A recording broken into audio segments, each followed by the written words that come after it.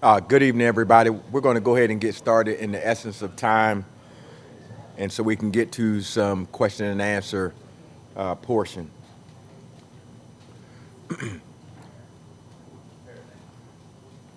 I'd like everybody, please, if you would stand, let's do the Pledge of Allegiance, please. I pledge allegiance to the flag of the United States of America and to the republic for which it stands, one nation, under God, indivisible, with liberty and justice for all. Thank you.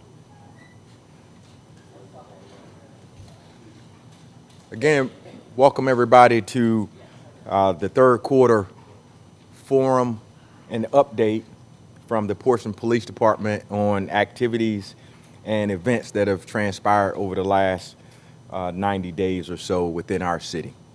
Obviously, we're going to go through the third quarter stats in addition to the stats year to date. And also, we're going to highlight some of the ongoing initiatives that we have going on within the city and to touch on a couple of other recent developments we've had in some of our major cases that have happened throughout the city. We'll also, at that point, end and go for offer you an opportunity for some question and answer, okay? All right, so obviously these UCR uniform crime numbers are reported not only to the state but also to the FBI, and they are documented for our locality as how we compare not only to our regional partners but also to other localities within the state and nationally. So when you look at our numbers, obviously homicide is the first one that we have, and year to date we have 30 incidents of homicide with and I'm sorry, 31 incidents of homicide. One of them actually is an officer-involved shooting, but we have 34 bodies of individuals who've lost their lives in our city. As it compares to last year, we are at the same number we were last year this time. Obviously, I'm going to update a couple of updates to some of those homicides that we've had in the city, but I'll get with that a little bit later. There are also, and again, the thing that is notable, unfortunately, we focus so much of our attention on homicide, but there are many other crimes that are related to that we are not only tasked with recording, but we spend a tremendous amount of time trying to track down not only offenders but prevent as well. And so when you look at our year-to-date numbers, aggravated assault, which means everything from shootings, stabbings, persons assaulting one another, things such as throwing a chemical on somebody, these all things, anything that would necessarily break the skin or a bone would be considered aggravated assault. And as of right now, we've had 182 incidents of aggravated assault within the city as compared to 155 this time last year. Overall, that makes for a 17% increase. As we look further, another driving trend for us is our burglary, and in particular our burglary to construction sites. So obviously we have quite a bit of new construction, not only for homes but for businesses. And of course we have individuals who take advantage of the items that contractors leave behind, and they obviously take them, whether it be for their own use or for resale. And so that continues to be a target for us overall in the city. Right now, we've had a 58% increase in burglaries to construction sites. And most importantly, and not our highest increase, and we'll go into it quite a bit, is our stolen vehicles. Our stolen vehicles continue to be a problem for us within the city. In particular, there are a number of cars that are, right now we are standing at 559 stolen vehicles that have occurred within the city. and we'll go into that a little bit more in depth. However, some bright news is that overall, year to date at this time, we are looking at a little bit more than a 2% decrease overall in crime. So we're going to celebrate any small victory that we have. We're hoping that we're going to be able to increase that. The one thing that is important to remember is that these numbers are dynamic. As cases continue to be closed, those clearances increase, and that number becomes larger. Because obviously, just because we report it today doesn't mean we stop investigating these crimes that occur, and we continue to focus on them, trying to capture the culprits of these incidents. Next slide, please. So these are our third quarter numbers overall for July 1st until September the 30th of this year, as compared to those numbers from this time last year. In 2022, we had 10 incidents of homicide compared to 7 incidents that we've had this time. Obviously, we've experienced a downward departure on that, and but again, that is something that we have very little control over. Truly a crime of opportunity when it comes to homicides, whether it be inside of a dwelling, what I characterize as a dispute amongst individuals that is handled poorly, or a domestic issue, which a reminder, this is a Domestic Violence Awareness Month, as we've highlighted throughout the month. We've had several posts that we've made throughout offering people services as it relates to domestic violence, and we did a forum, which I'll touch on a little bit more later on.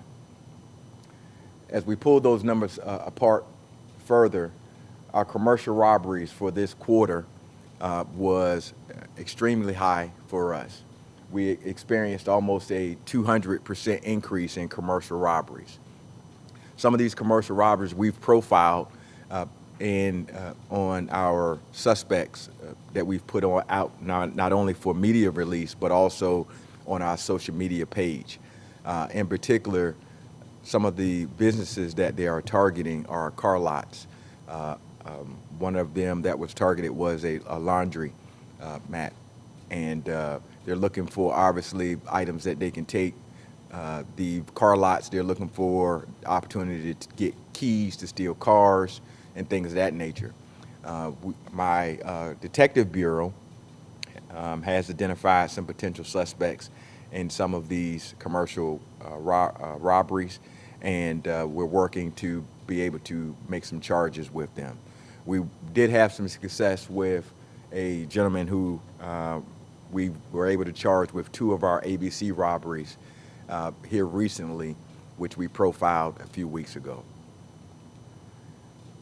Again, commercial burglary for this quarter is 121% increase, and our motor vehicle theft, again, for the quarter is driving our numbers. So when I specifically dive into our motor vehicle theft, as I stated, we had 559 stolen vehicles that occurred in the city. 69 of those vehicles were Hyundai Elantras, followed by Hyundai Sonatas, Kia Souls, Honda Accords, and Kia Optimas.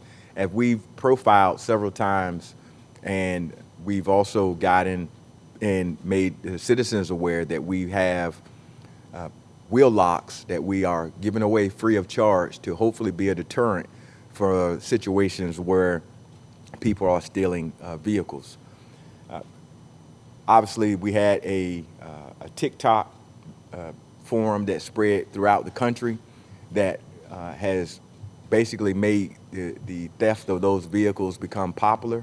And so a lot of times we've getting calls for service where individuals are coming out, they're finding glass that is by their vehicle, and the folks have actually gone in, used a item, shall I say, and I'm not going to perpetuate it, but used an item to steal the car. One thing that we do know is that Kia has made some changes to that. The issue is that the individuals who steal that car still don't know whether or not that update has been made. So they may not be able to steal it, but what happens is you still come out and have destruction to your property, a window broken, and possibly your steering column destroyed. So we're hoping if you get the steering wheel lock, that when they look in and see it, it will be a deterrent. Regardless if they break in, if they get whatever, they can't drive that car with that steering wheel lock. So again, if you're interested in that, if you know a friend who operates one of those vehicles, even if it doesn't fall within that realm, we're not going to turn you away. Please contact us, and it is a free item that we're providing to you. So these numbers here dive into our individual numbers when it's associated with property crimes. So obviously, the one that sticks out again is motor vehicle theft. I can't tell you how much of this is driving our numbers, not only here in Portsmouth, regionally and nationally. And I could spend the next hour just talking about the theft of vehicles. We've recovered 375 of those vehicles. One of the news outlets, actually a couple of them, profiled one of the young ladies here was who was a victim recently of a carjacking. She actually spoke to the individuals as they were walking past her house. They turned to her, spoke back, and then walked up and proceeded to attempt to rob her of her items. When she didn't have anything, they stole her vehicle. That vehicle later was picked up in a vehicle pursuit coming into the city of Portsmouth, being chased by Norfolk, and actually ended up getting into a car accident at the intersection of 264, the off-ramp at Effingham Street. Together with Norfolk Police and my officers, we were able to capture 3 individuals, all of whom were juveniles, unfortunately, and take them into custody. Again, the work is being done in regards to it, but we can't, I can spend, again, the next hour talking about these stolen vehicles. Being aware of your surroundings. Unfortunately, the young lady was on her way to a funeral. Her mind totally was somewhere else. And for individuals to take advantage of her not paying attention, as not many of us would, because we're at our house. That is your safe space. And so, unfortunately, she was violated at her residence. I've had an opportunity to speak with her, and we're working to try to at least provide her some level of comfort and restoring her peace at her house.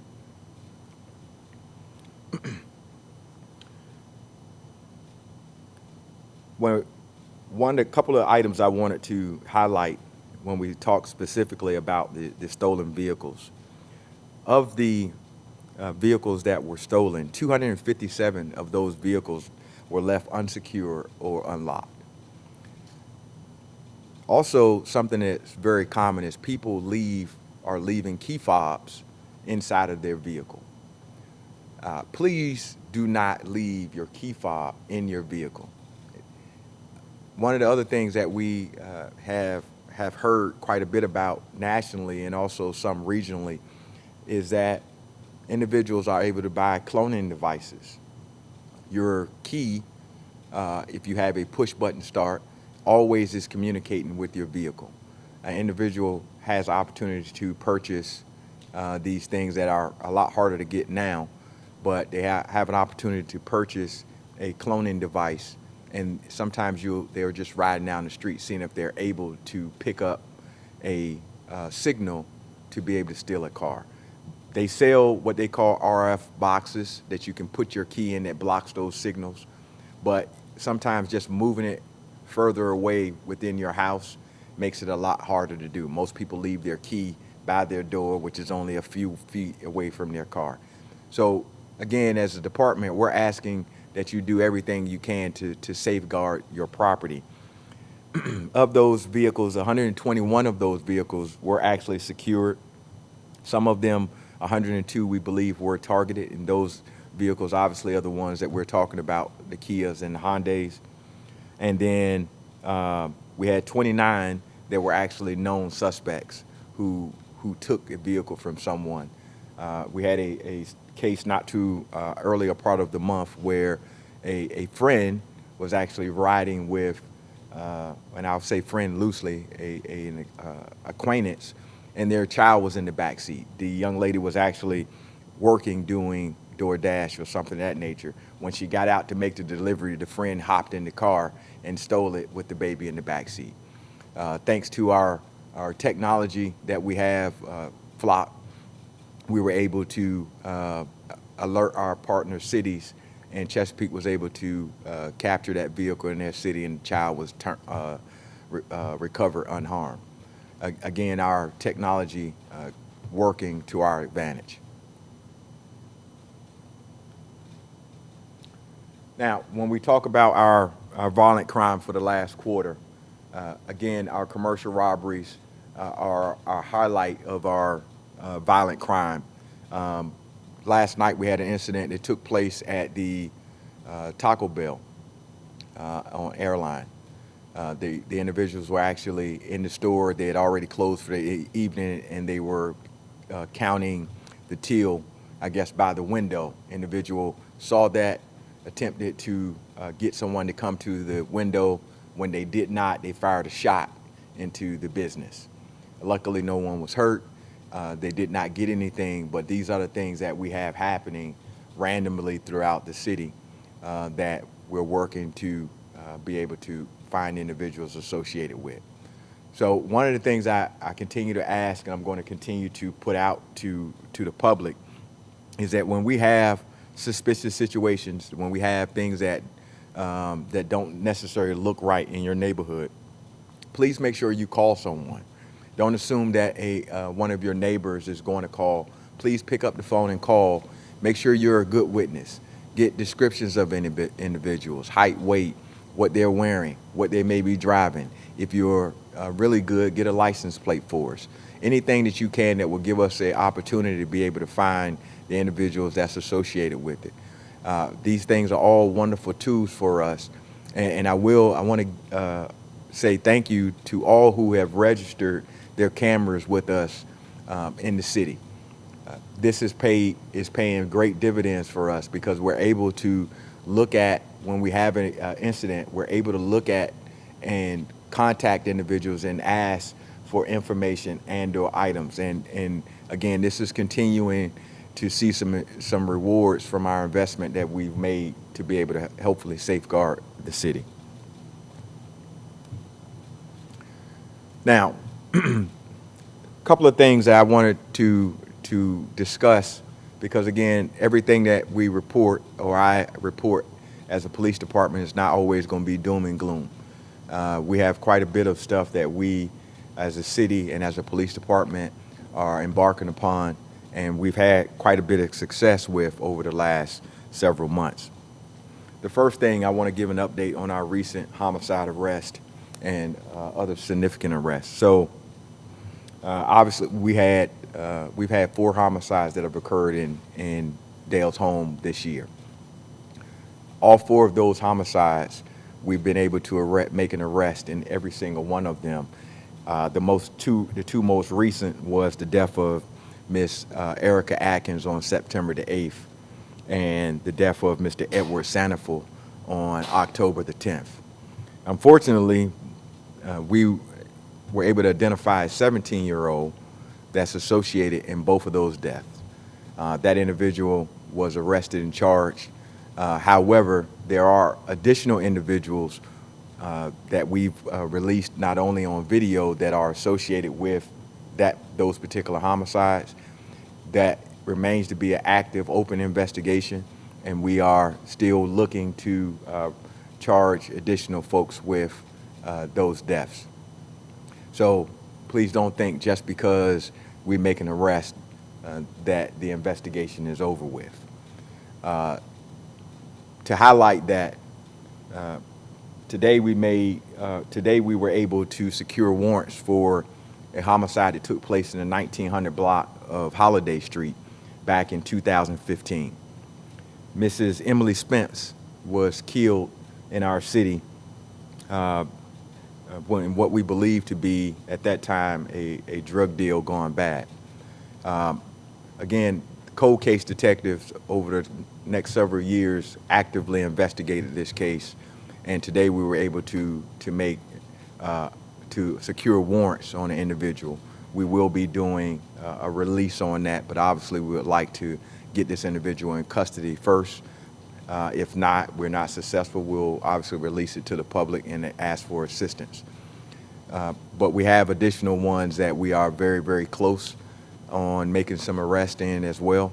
So the cold cases that we have, that we don't stop looking into them. The investigators that I have within our organization, within my criminal investigations unit, are doing some outstanding work with a lot of these arrests. To date, I counted that we have at least 22 of the 34 homicides, individuals, we've made arrests in most of those cases.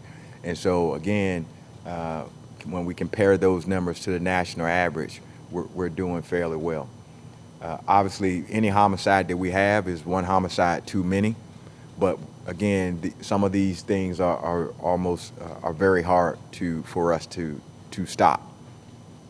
So we're going to get into a couple of other things, that partnerships that we're working on going forward, that we hope will bear some fruit for us long term as we continue to move along.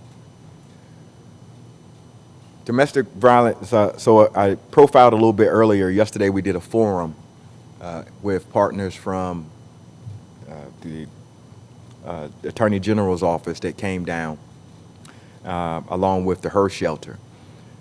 We attempted to put out and shine as much light on domestic violence as possible. And again, October being Domestic Violence Month, what better time for us to do that?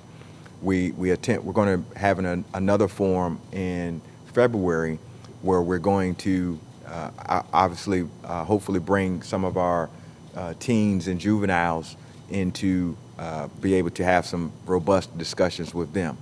One of the things that we highlighted during that forum is that there's so many victims and not enough services when it comes to being able to deal with the victims of domestic violence. We talk about not only why people don't leave, because again, we have officers that respond to these calls over and over again, but every situation is different. And sometimes things such as children, finances, and again, just personal feelings for an individual make it difficult for people just to be able to say enough is enough. One of the things they highlighted yesterday, that sometimes it takes 7 to 10 times before a person decides that they no longer want to be a victim of that. And so one of the things that they highlighted is that often when people leave, they leave with just the clothes on their back. So later on, we're going to be doing some drives to be able to secure toiletries, clothing, things of that nature, to be able to help those victims be able to transition. But also there is a severe need for housing to be able to accommodate people who are victims. So this is an ongoing problem. It is a conversation that we have to continue to have conversations about. One of the things that we're going to do is we're going to actually put together a domestic violence team to be able to focus directly on the cases that happen within the city, to ensure that, one, as a police department, we aren't missing any criminal actions that we could take, but also ensuring that we are able to plug people into necessary services that we have, not only within the city, but within the region, to hopefully encourage them to leave their abuser, but seek help and treatment. Our E911 system replacement. We spent a lot of time up here. Council heard quite a bit about our E911 and some of its failures, and I'm happy to report that we are actually ahead of schedule as it relates to the implementation of our E911 system. Much of the service or hardware is already in place. We are already at a point where we have begun training our dispatchers on the new system, and we've been able to see some positive results from that. But also, in addition to that, we talk about, and that directly deals with the calls coming in and the ringing and ringing, but also with us implementing mandatory overtime and augmenting additional forces, we're able to cut down some of our response time to some of these calls for service. Again, that is a labor-intensive situation that we hope to resolve with some additional resources and manpower here shortly. But again, these are measures that are helping us be able to respond to those calls in a more expeditious manner. Recruitment. On the focus of myself, council, and our human resource team, we are actually doing fairly well with our recruitment efforts. We are on pace to be able to send at a minimum 25 individuals to the police academy in January. We're hoping that all 25 come back and go through the phase of field training with us. Obviously, they represent resources and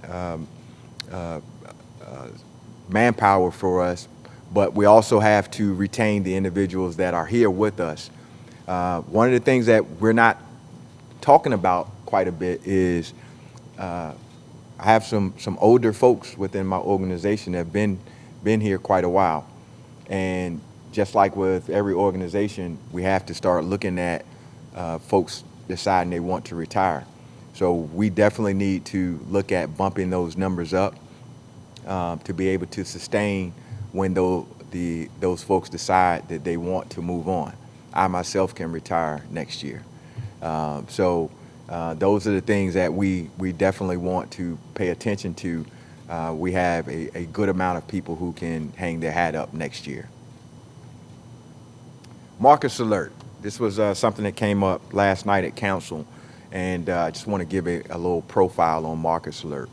Marcus alert was a state mandated protocol that was initiated a few years ago.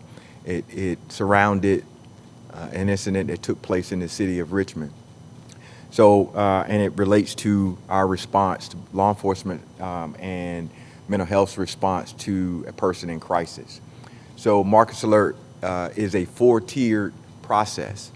An individual that is suffering from some level of mental health, the initial rollout would be that individual calling and saying, hey, I'm having an episode. They would plug that individual through the 988 number to a mental health provider to be able to offer them services.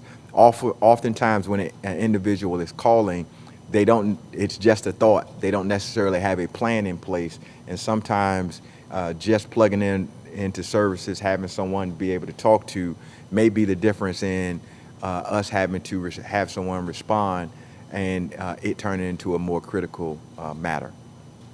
Level 2 would be a EMS personnel along with a mental health provider responding to deal with that individual themselves.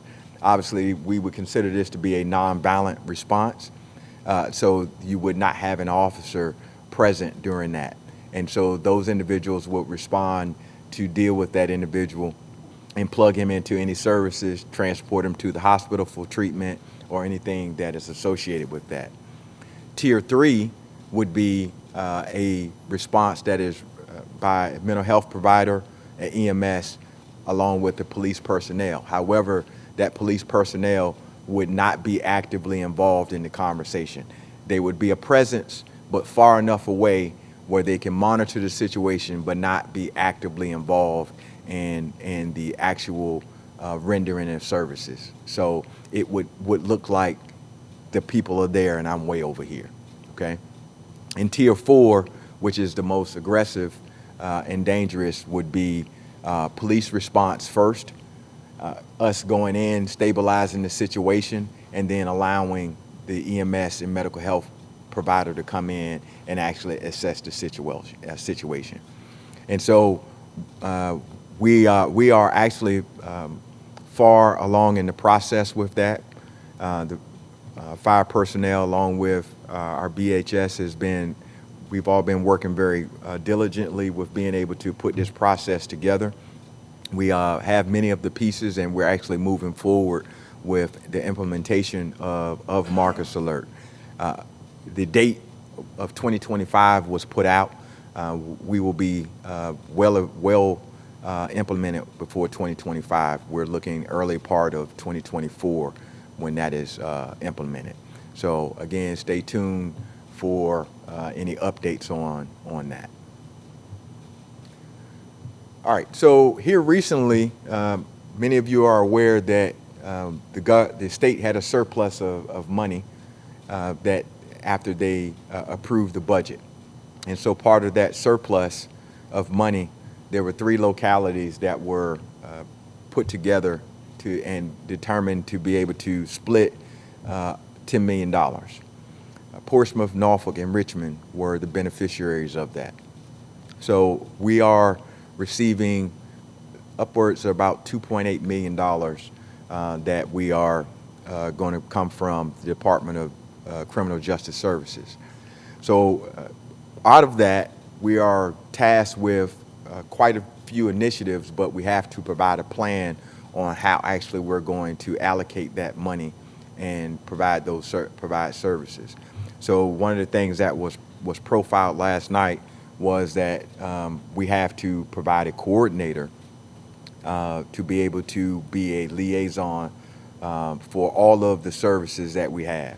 And so that person would plug in our balance interrupters, they would plug in our BHS, but they will also have to be able to put some type of statistical data together, so because we have to report quarterly on our efforts of what we're doing. So we're in the process phase now of determining how that money is going to be allocated. Some of it obviously will be used for equipment that is desperately needed. The expansion of gunshot detection will be one of the things that we do with it, along with some additional LPRs in some of our areas that we weren't able to cover initially. But we're also looking at providing resources for some of our grassroots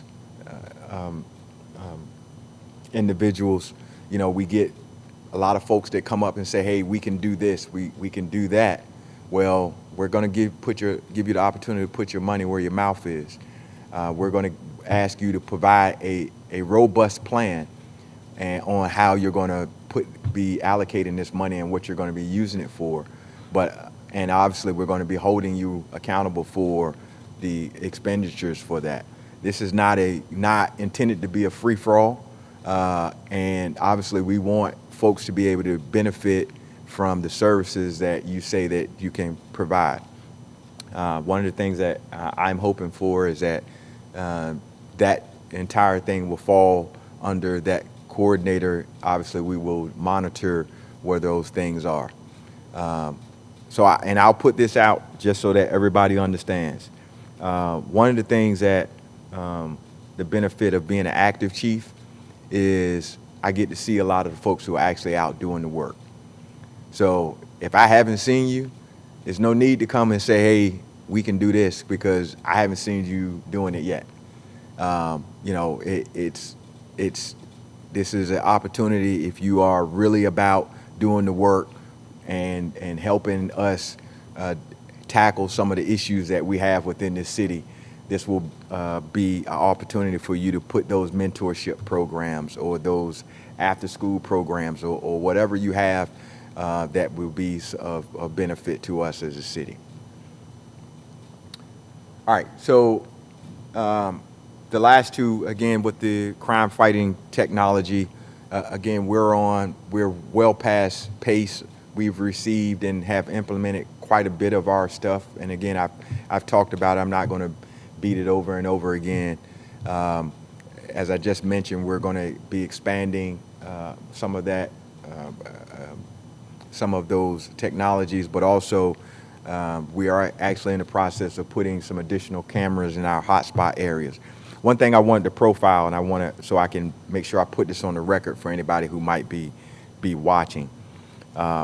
We see a lot of freestanding cameras that are within our city. A lot of people see the blue lights and they associate it with the police department. Every single one of those cameras that you see is not put out by the police department. Some of them are initiatives by the business themselves to safeguard their property. So the ones at Lowe's, the ones at Walmart, the ones at Kroger, these are not cameras that are put out by us, but folks who are being good partners and good stewards, trying to help with safeguarding and deterring crime within their area. So, you know, I hear flack from folks that, why did you put it here? I had no responsibility in where it went. We're going to put cameras that we have in the areas that cause us the most issues. Obviously, we were not going to leave those cameras. We don't have the ability to leave cameras such as that for long periods of time, but we want to switch the ones that we do put temporarily with cameras that we're able to mount and make long-standing cameras going forward. Okay. All right. Speed zone camera. We passed out an update for our speed zone cameras. I know that a lot of information has been put out regionally about speed zone cameras. If you've driven through Suffolk anytime within the last couple of months, you've probably heard quite a bit about their speed zone cameras, but also maybe, unfortunately, might even gotten a ticket going through their area. Well, guess what? Portsmouth speed zone cameras are here. If you've gone past IC Norcom on London Boulevard or High Street, you can see those temporary speed zone cameras that are there. And they're going in all of our areas where our schools are, based on the information that was provided to us by the research company in our areas that needed them most. So right now, as you'll see from the handout, we're getting ready to enter into the warning phase. And so what that means to you is, if you get caught going a certain amount of miles over the speed limit, you will receive a warning saying this was you or your vehicle that entered into this speed zone, and this serves as your warning. As of November the 20th, we will be going live, and there will be no additional warnings. From that point, you will have your opportunity to go to court and plead your case based on whatever you receive. Every one of those citations has to be reviewed by a sworn police officer to ensure that it not only was a valid tag, that the speeds were what they say. And one of the things I can tell you, having done research and talked to some of my counterparts from across the country, these things calibrate themselves about every 30 minutes to ensure that they're getting to the correct speeds. So there's a high probability, if you receive one, you were speeding. All right, so please take this as a warning. Please educate your friends. I fully expect that somebody is going to come down to council a couple of months from now and raise holy you know what, because they got a camera, a speed zone infraction, and they felt it was unjust.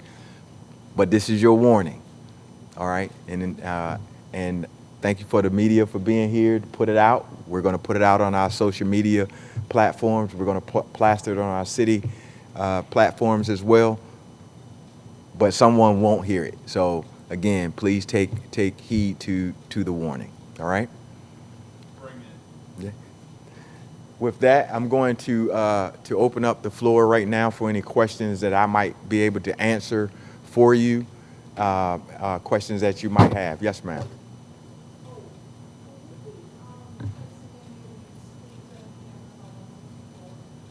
So 164 is a state highway, which we won't have the ability to be able to do that with. But one of the things that we are doing is we are definitely stepping up our enforcement on 164, because that is an issue for us. We've noticed that the speeds are very high out there.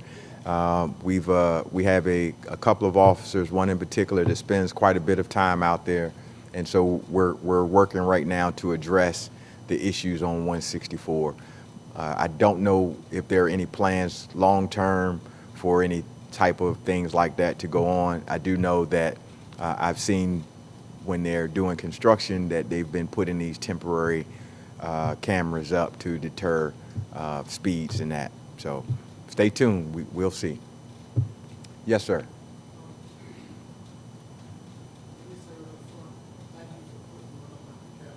Yes, sir.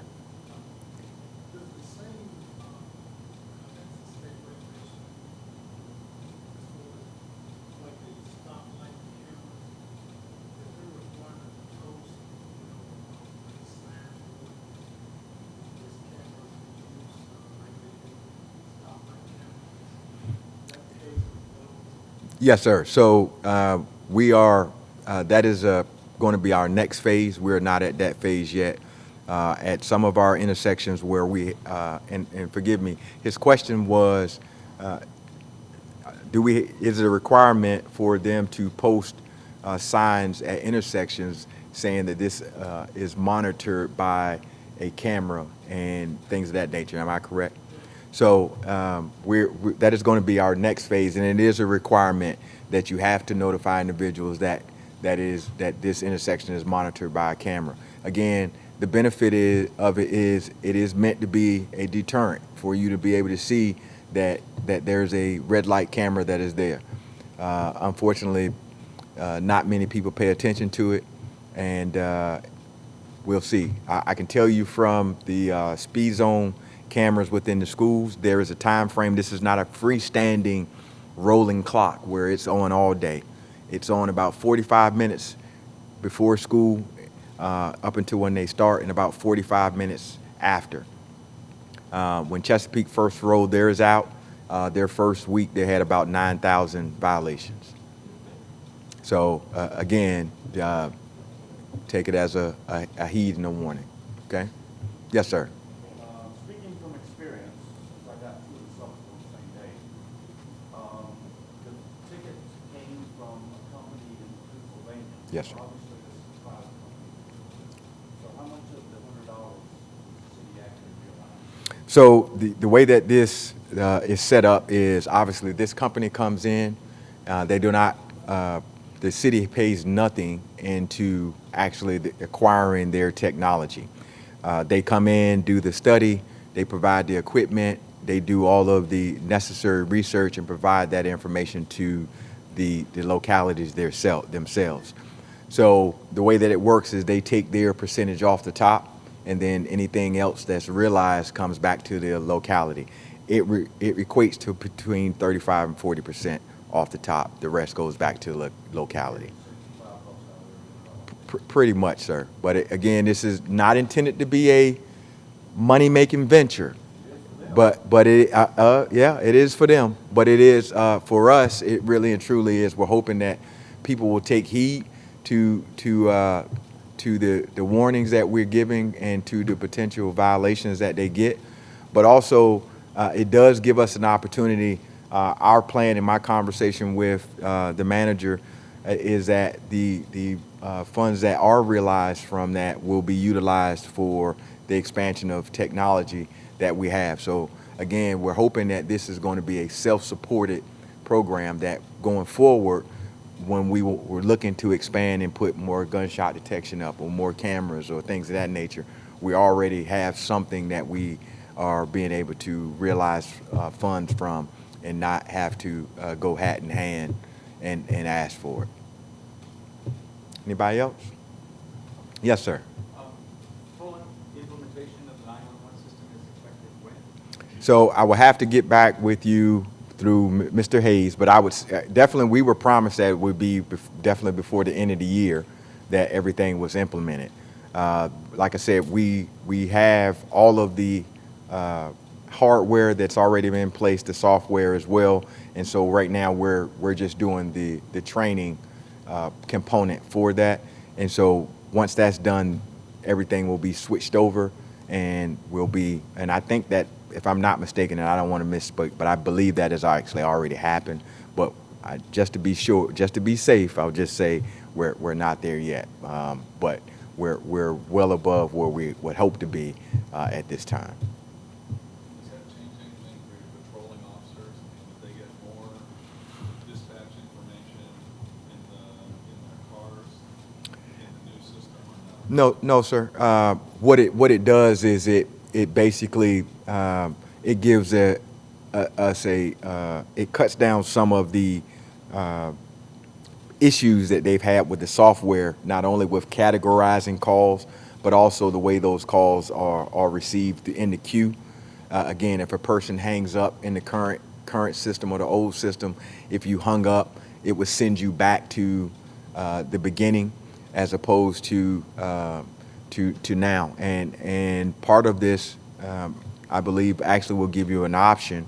If it's an emergency, you can press for something else.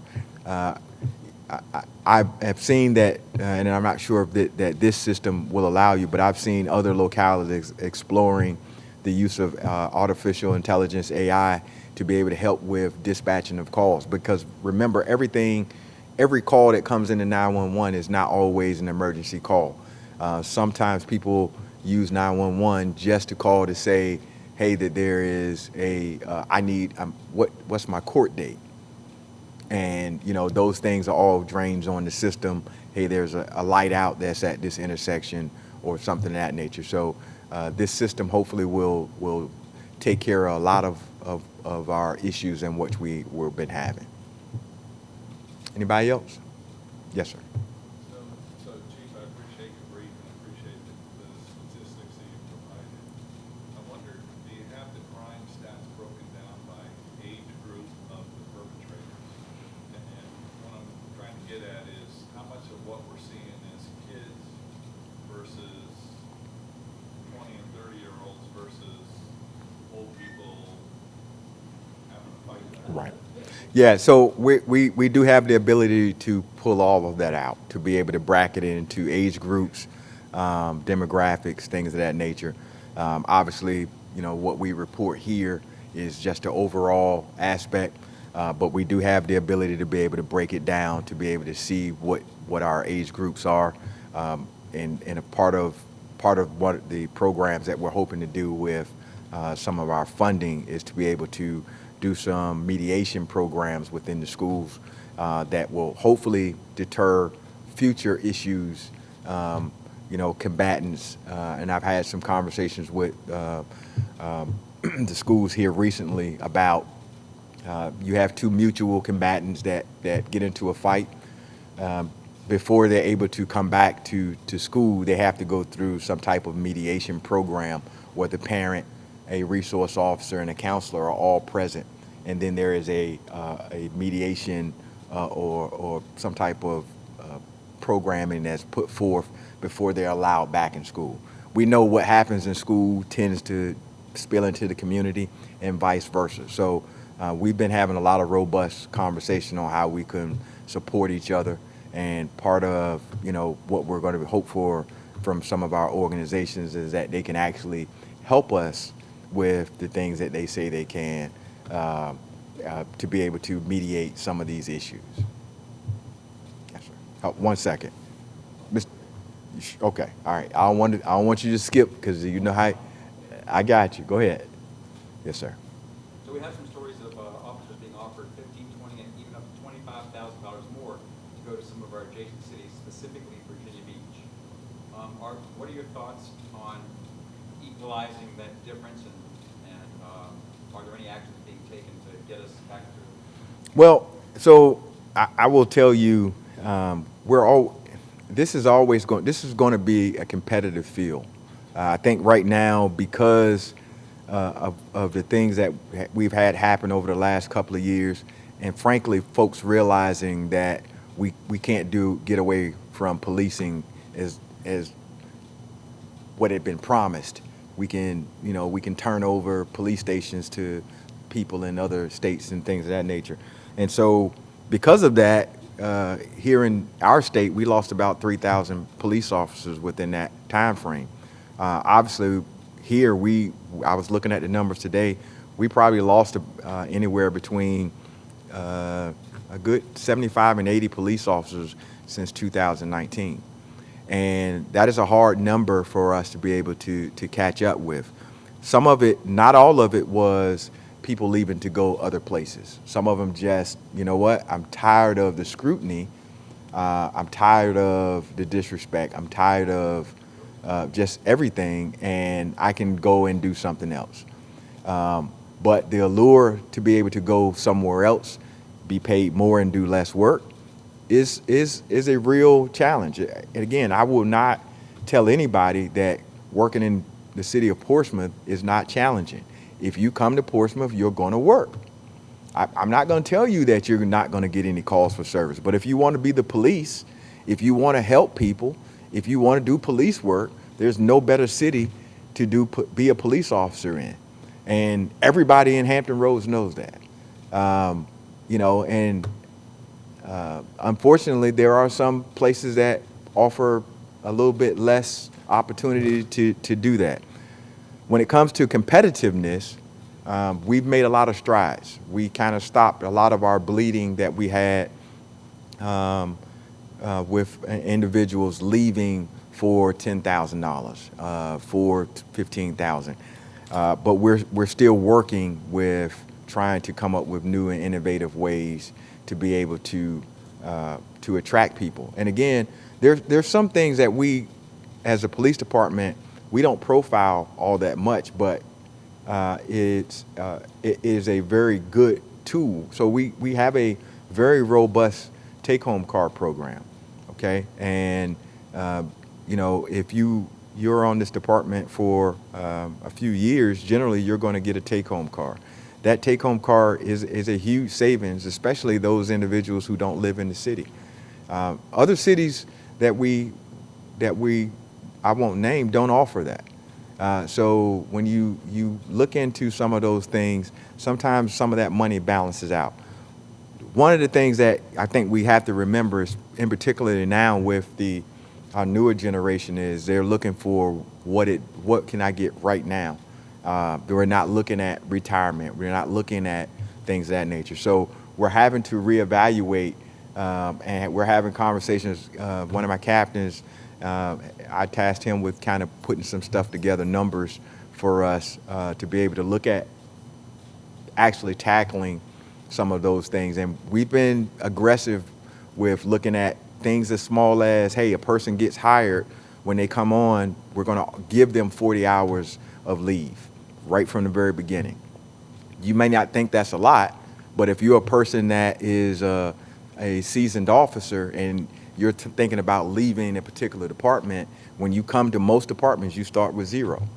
So if we say, hey, you come here, we're going to start you off with 40 hours of leave from the very beginning, 40 hours of annual, 40 hours of sick leave.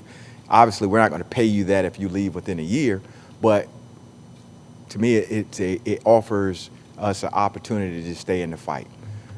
We're never going to be able to match dollar for dollar in that aspect, but I'm also challenging that because I think that there are other opportunities for public-private partnerships and instances where they can augment some of the things that we're doing here in policing.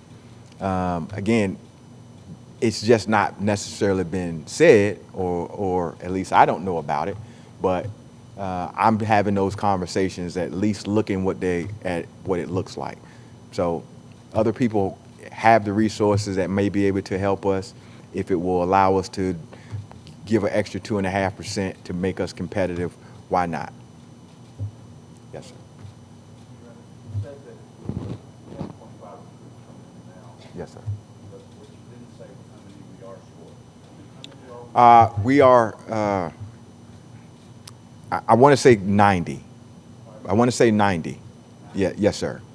Yeah, I want to say we're How many? our full complement is 260. Again, We've transitioned some positions to be able to bring on some additional staffing in different avenues to be able to support, but our full complement generally is 260. It's actually a little bit more than that. Yeah, it's actually a little bit more than that. But again, I just got to tell you about the folks that I have that work in this city, because they are putting forth unbelievable effort into doing the job. And it's unfortunate that we are at that number, but we're making strides to be able to get there. And it's not going to be something that we realize overnight. It takes me about a year to from start to finish to get a police officer on the street. Yes, sir. I got you next. Chief, I want to first of all commend you guys for the job that you're doing. So I talked to the mayors from other cities, and just to let the community know, they're having similar challenges. So this is not just Portsmouth. And by the way, I've talked to a number of police officers here in our city who have left those other cities, like Virginia Beach. And some of the responses that I received, I just asked, well, why did you come to Portsmouth? Believe it or not, they said that they get an opportunity in Portsmouth to do real policing in the community, hands-on, doing a lot of work. And that may not be for everybody. And to the chief's point, we have some different things here in Portsmouth, but we are doing a good job working in that way. And I just want to reiterate, other cities are having similar challenges. And at the end of the day, the money does matter, but it's not just about money why people come to work in the city. So we have to keep that in mind, it's quality of life and other things. So I just want you to know, Chief, we support you guys, you're doing a wonderful job, you and your team, and keep up the good work. Thanks, sir. To expound on that just a little bit more, because the mayor is right, it is not all about money. The culture of the department matters equally. Also, the facilities that we have matters equally.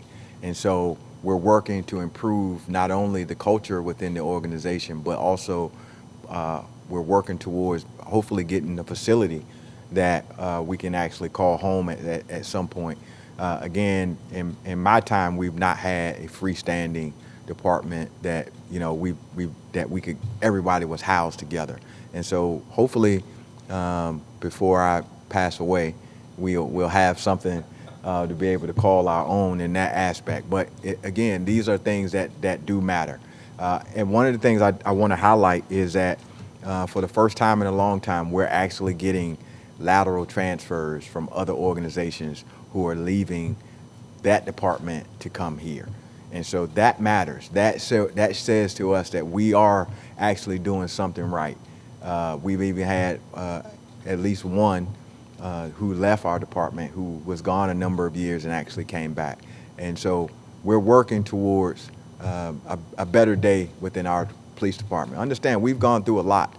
We've gone through more chiefs and other personnel than most in our area. And if you don't believe that matters, it does. So, sir, are you ready now? You got so many? Okay.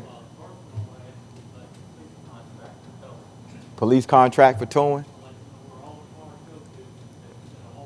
Okay.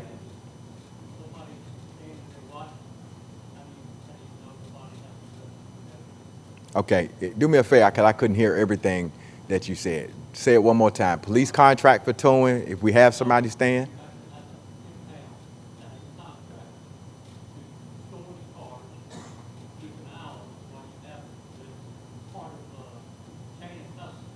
Right. So there was a towing contract that was in place, and I know you know that already. That is something that we are working to rectify and bring that actually back into our realm right now. Some of those things happen outside of knowledge of myself at this point, but we're trying to hold back on some of that. I understand that there's some folks who got it originally and now transferred things over and all of that other stuff. So I'm aware of the situation, Mr. Fink, and we're working to deal with that situation as we speak. Are you still in the business?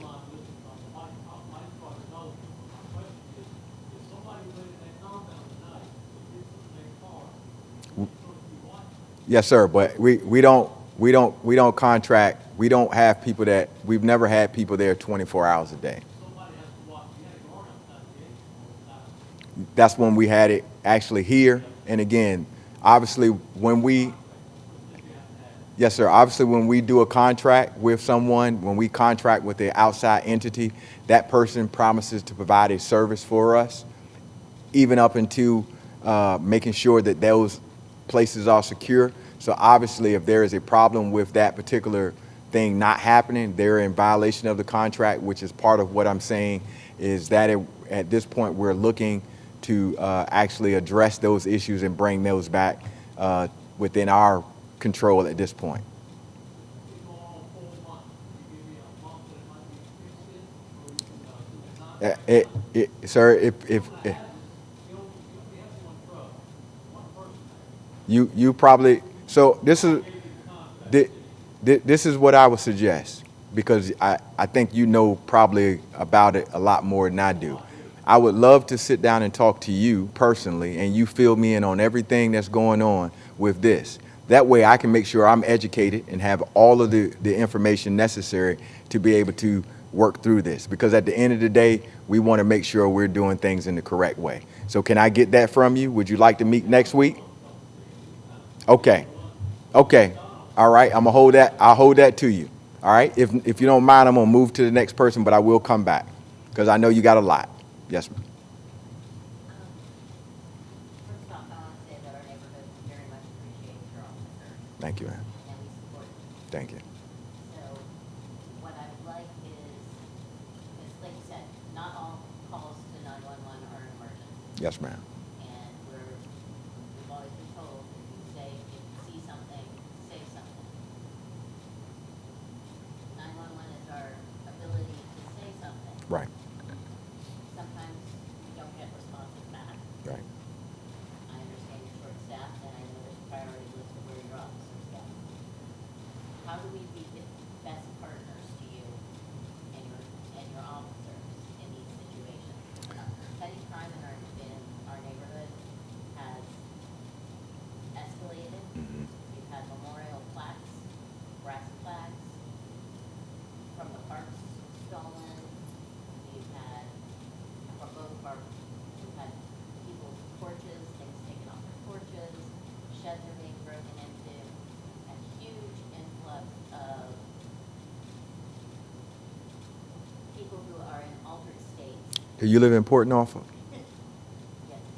Okay, all right. So, and it's funny you say that because I actually had a long conversation with a young lady about that, and so I would like to talk to y'all about that a little bit further because I'm actually just learning about that particular issue with that facility, and hopefully we can kind of figure out what to do actually with that. We may have to elicit a couple of other departments to help us, zoning and the Commissioner of Revenue, to be able to help us with that. But if you don't mind, I would definitely like to talk to you about that and see what we can do to help. We would love to. We try to be the best partners that we can. Yes, ma'am. And we try to report things when we see things. Right. Things are just really kind of a little crazy. And Right. when you don't feel comfortable, I've always felt comfortable walking my neighborhood by Right. myself. Right. And lately, I don't. Right. And my friends and her daughter are trying to walk from her ex-husband to their house, and they get somebody out of their mind screaming at them. Right. That's scary. Right. People are walking up on people's porches and like encroaching on their space. Right. You don't know how they're gonna react. You know they're in an altered state. Right. I understand, and like I said, the issue out there, I understand, is being, I guess, coagulated in one particular area with one facility, and it's actually as part of that issue. Yes, ma'am. It's not really one particular area, they spread through the neighborhood, Oh, quite frankly. okay. The facility you're speaking about is temporarily shut down because apparently the city's pushing back against them.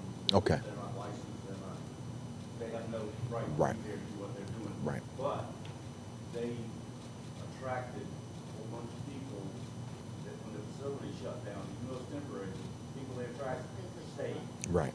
So we're still having issues. Right. Throughout the neighborhood, it's not just Okay. Right.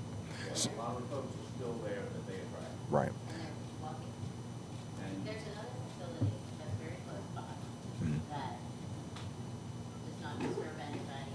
They don't let their folks run and curse through the neighborhood. And it's getting very scary for people. Understood. So obviously, I'm gonna talk with you about that, but I want to kind of also preface. Obviously, we're dealing with some mental health issues. So as a police department, we want to be sensitive to actually addressing the mental health part. Again, I've said it numerous times.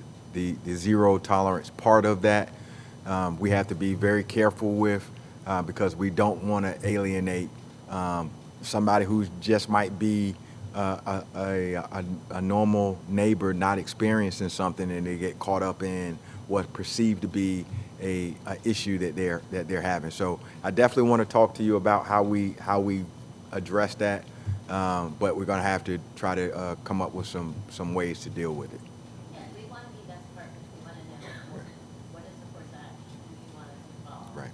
How do we help you do your job as well? Understood. we already had one neighbor next door to this facility moved because they were unsafe. And they sold the house, luckily. No, that's on the other side. The neighbor on the other side is trying to sell, but can't because nobody will buy it. Okay. All right. It's becoming an issue, a real live issue. Okay. It's not just something we think. Understood. Yes, sir. Plus coupled with an area that you already know is a problem. Yeah. So Yeah. put the two right next to one another, and it's just like, whew. Understood. All right. Thank you. And like I said, we'll talk some more. Y'all have a civic league coming up? Yes. Okay. On the first Thursday of the month. Yes, ma'am. Yep. Next Thursday. Okay. All right. All right. How much of a problem is speeding in school zones in Portsmouth? Speeding is a problem in just about every street we have in the city. You know, we get complaints about folks driving erratically throughout the city all the time. I don't know what the hurry is. You know, we get complaints from neighbors about the kids not being able to play, looking for alternatives. We do quite a bit of speed studies in various neighborhoods. Some of it is not necessarily, it is a perception of speeding. And quite frankly, some of the ones that we have done studies and we found out that it's not necessarily as bad as people think it is. And so we're able to educate them on that. But if you paid attention to a couple of the reports that came out here recently, we had a crossing guard in another area that was actually struck by a vehicle. We had a child that was struck as well. And so we don't want those things to happen in our city. So these deterrents that we're putting up, we're hoping that it's going to save a life and hopefully that somebody won't be the victim of someone not paying attention and driving erratically through a school zone. Yes, ma'am.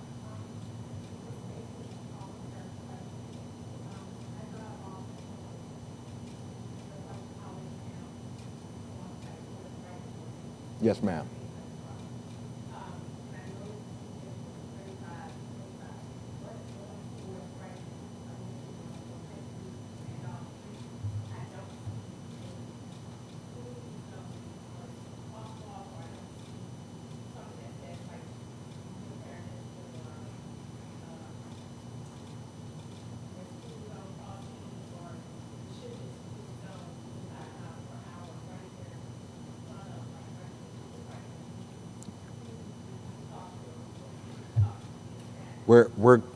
I'll bring that issue up to the school themselves, the school system itself, along with our traffic engineering to take a,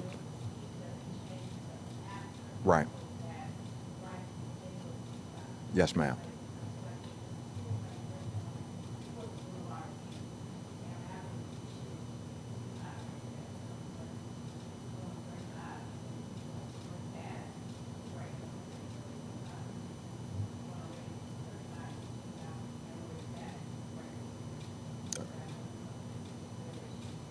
Yeah, yes, ma'am.